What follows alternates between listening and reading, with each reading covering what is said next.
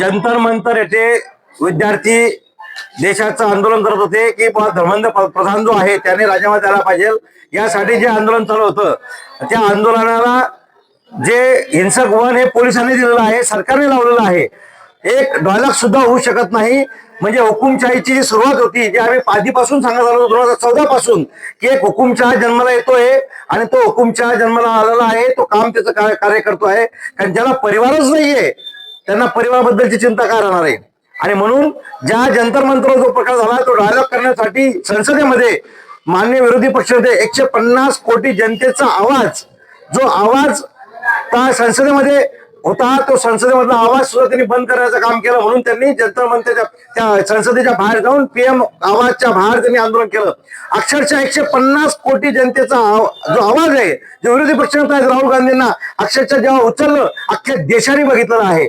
अजूनही देश जागे झाला नसेल, तुमच्या मधला शंडपणा जर दूर केला नसेल, तुमच्या मधला जर उद्रेक होत नसेल तर धन्य तुम्हाला. कारण की इतकं भयानकता, इतकी भयावह, आणि ज्याला लोकशाही म्हणतो, डेमोक्रेसी म्हणतो, जगात लोकशाहीचा चांगला देश म्हणणारा, आणि या देशामध्ये अशा पद्धतीने चालणं हे दिशेदार्थ आहे. म्हणून पाचोरा काँग्रेसच्या वतीने आज आम्ही निवेदन दिलेलं आहे, निषेध केलेला आहे. याच्या पुढे तीव्र आंदोलन करू आणि देशभरामध्ये मी तुमच्या माध्यमातून सांगतोय की आपण इतकं तीव्रते व्हायला पाहिजे. एक महाराष्ट्राचा मुलगा तिथे आंदोलन करतो आहे, महाराष्ट्राचे लोक तिथे फूड पाकिट पाठवत आहेत, महाराष्ट्राचे विद्यार्थी देत आहेत.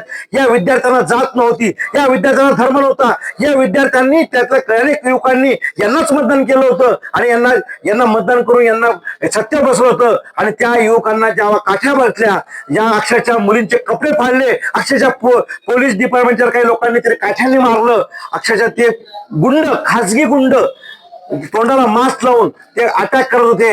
अक्षर हे सगळं बेचिराग परिस्थिती पूर्ण देश बघतला, देश पेटलेला आहे, देश पेटतो आहे आणि याच्यापेक्षा फार मोठा उद्रेक होणार आहे. आणि म्हणून या देशाच्या सरकारला मी सांगत असतो की हा उद्रेक जर तुम्हाला आता कमी करायचा असेल तर तात्काळ तुम्ही धर्मेंद्र प्रधाननी अख्खा मंत्रिमंडळाचा राजीनाम्याची वेळ गेलेली आहे. आणि म्हणून या घटनेचा आम्ही या ठिकाणी निषेध करतो.